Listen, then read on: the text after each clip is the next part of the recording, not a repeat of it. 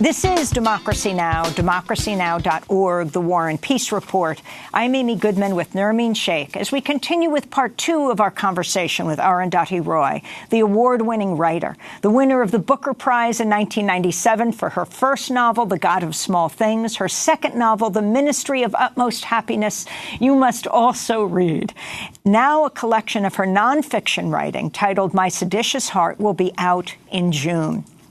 Arundhati, I wanted to begin by asking you about Kashmir. It's not an issue that's covered very much in the United States at all. I mean, after all, it doesn't have Trump in the title. and mainly, he hasn't spoken about it very much. So whatever Trump talks about, that has the red carpet rolled out at every network, and you hear it over and over again. But you see Kashmir as a global flashpoint. Explain what's happening there. Well, let's put it simply that in April, India and Pakistan became the first countries, nuclear-armed countries ever in history to bomb each other, you know.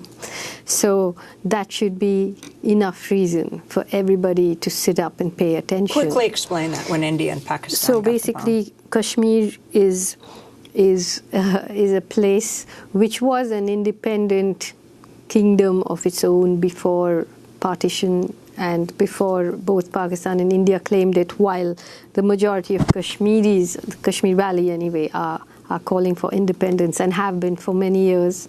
It's the most densely occupied military zone in the world.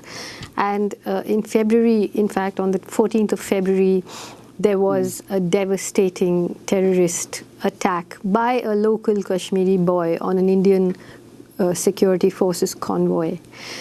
Following which, Modi ordered these surgical strikes, and then the Pakistanis came back and, bombed India. And it was all a bit of posturing on both sides, but the point is these are very, very... And Kashmir is just, as we spoke about earlier, Kashmir is a situation in which anything can happen at any time. And it's like a pressure cooker. It's, more and more young people are joining the militancy. And because of the political situation in India with the rise of Hindu nationalism, it's constantly being used as a way of getting the Hindu vote together, quote unquote, the Hindu vote together. So it's a cauldron in which anything can happen, and a very, very, vicious media environment in India, where you have these 24-hour news channels just screaming nationalism, who have no sense of what is factual, what is not, and so on. So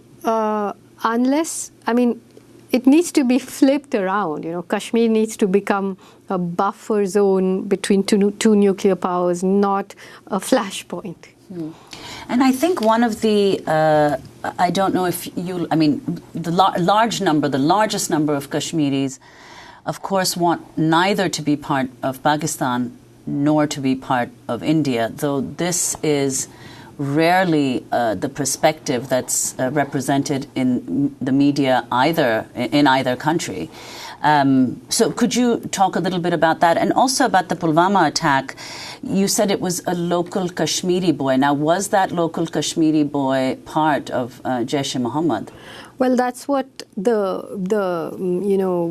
whatever was put out said. One doesn't know now. I don't even know what is Jaish-e-Mohammed anymore, because the situation in Kashmir is that there are real terror groups, there are fake terror groups, there are penetrated terror groups. There was a massive intelligence failure, which even the governor of Kashmir spoke about, and then suddenly everyone went quiet.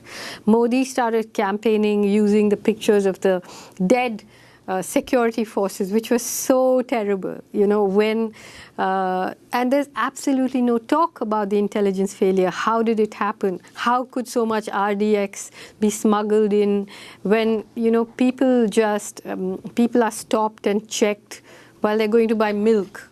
How did this happen? The convoy, the route of the convoy is always protected. There were many serious intelligence inputs saying that an attack is expected, and it happened. There's a clip of the army chief being asked by the media before the attack, saying, there's an attack that has been flagged. What do you have to say about it? And he says, "Karne do, dekhi jayegi." Let them do it. We'll see. And suddenly everyone has disappeared. Any kind of inquiry about what actually happened has been muted. And this has been used as an election campaign. Also, many of us, including me, in writing, in an article published on HuffPost, said, months before that this is something that is going to happen before the elections. So it's a bit terrifying, the symmetry and the narrative convenience of it all. But so that is the Pulwama is a really big question mark, which we need to understand, like what actually happened. Because Kashmir, historically, there have been many false flag attacks. The killers of the Chitti Singhpura massacre were then killed by the army, and later they were recognized to be just local people who had been rounded up, put into militant outfits, and then burnt. Then their fresh clothes had been put on the burnt bodies, and then later it was discovered from DNA tests that they were just local people rounded up and killed. So it's a very deep game. That's why I say that only fiction can tell the truth about Kashmir. So let's talk about nonfiction and this epic book that is being published at the beginning of June called The Seditious Heart. Why did you call it The Seditious Heart? Well, one of the last essays in it was called My Seditious Heart, and really I think if there is a theme running through it, it's really questioning the idea of the nation. Not just in terms of security, but also in terms of, like the essay on the big dam in the Narmada, it says, who owns the rivers, the forests, the fish. These are huge debates. So, and also because, I'm constantly being accused of sedition, of anti-nationalism, and so on. So, to correct it, My Seditious Heart. My Seditious Heart, yes. And so talk about the essays in this book. I mean, that go back decades. Yeah, well, the first essay, actually the first essays are in the appendix, because those essays were written before I became the famous Arundhati Roy. Those essays were two called The Great Indian Rape Trick, and they were essays I wrote after watching this film called Bandit Queen, which was about, Poolan Devi, the famous female bandit in India, who, in the essays I say, she was India's most famous bandit who was turned into history's most famous victim of rape, because the whole film was just this voyeuristic rape saga of this extraordinary woman. But that's in the appendix. But the first essay in the book is The End of Imagination, which was my response to India's nuclear tests, my response to the fact there's an obsession with language, I think, in my writing, and that is, I do feel that those nuclear tests changed the public language of India, changed the way we are allowed to speak in public. Now, that started then, this whole nationalist, hyper-nationalist, hyper-virile, hyper-Hindu nationalist rhetoric, which happened in some quarters, but suddenly it became sanctioned public speech, started from there. So I was, of course, just won the Booker, and I was the sort of darling of the media, and I was being placed on the high table as an offering from this aggressive new India. We have Miss World, Miss Universe, Miss Booker Prize, and now we even have nuclear bombs. And I just stepped off the table, and wrote that, which then, it immediately sort of created a strange schism where there was one section of people who just couldn't believe, I mean, how dare she do this, you know? That was the beginning of the view of me as a seditious, anti-national person, which I have no problems with. And on the anti-national other hand, became anti-bomb. Anti-nuclear bomb was anti-national. Well, now it's all, you know, put together. So then after that, it just began this long journey into the heart of rebellion in India. You know, a long quest for understanding the place that I live in very deeply. That was what followed. I mean, so the greater common good about the building of dams, which led to a deep to me, that is the foundation, really, of my political understanding. That essay, those people that I met and spoke with, you know.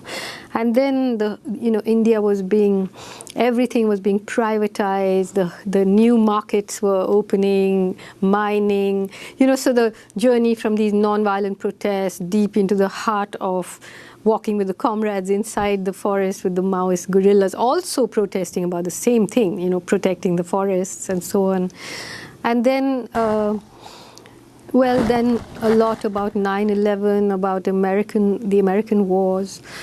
But the longest essay in the book, perhaps the most academic and heavily footnoted, and one of the deadliest essays in it is The Doctor and the Saint, which is about the debate between the iconic Dalit leader in India, B.R. Ambedkar, who was Gandhi's greatest antagonist, and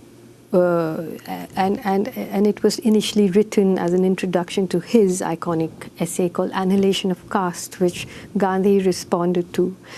And so I wrote this piece, which is now a book also, but it's also in my Seditious Heart, called The Doctor and the Saint, about the debate between Ambedkar and Gandhi.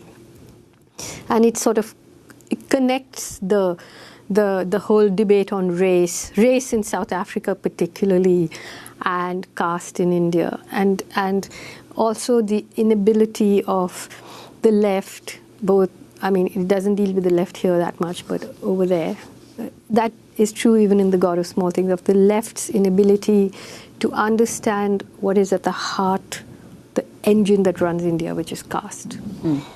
And Arundhati, in the first part of our interview, you talked about the era that we know is coming to an end. So could you explain what you mean by that and the significance of this collection coming out in that moment? Yeah, well, the essay, the book is not coming out because the era that we know is coming to an end. It's just, you know, happens to be coinciding with. But I do feel that, you know, I mean, as we have read now, you're really rushing towards extinction. You know, just yesterday there was a report about more than 1 million species, going extinct. That just over the last 30 years, you've had such a accelerated form of mammals disappearing. The understanding of, like I call it, the understanding, you know, the connection between insects, mammals, the acidity in the ocean, corals, fish, water in rivers, forests, rain. You know, you can develop artificial intelligence, but you can't understand these basic things, which are just you can't understand the connection between the planet you live on and your place in the web of life. Arundhati, as we wrap up, you said in your speech, over these last few years, given the wars it has waged, the international treaties it has arbitrarily reneged on, the U.S. government perfectly fits its own definition of a rogue state.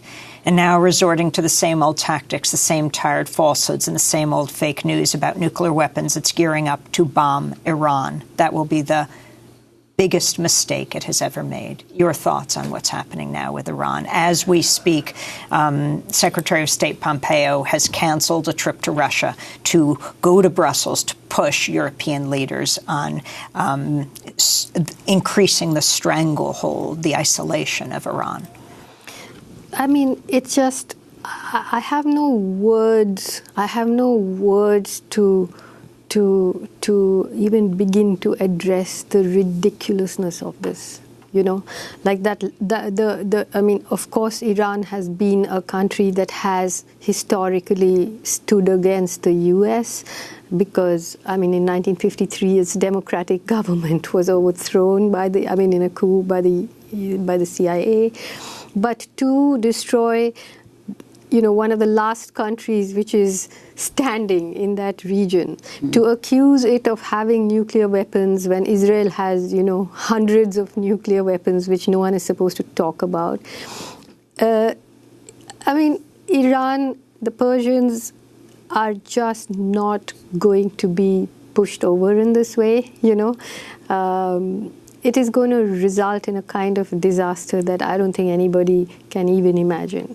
So I would just say that everybody in the US, from the soldiers to the TV stations to the media to people on the street, should just beg their country or force their country or stop work to say, for their own sake, not for Iran's sake, for their own sake, not for some missionary altruistic reason, please don't do this.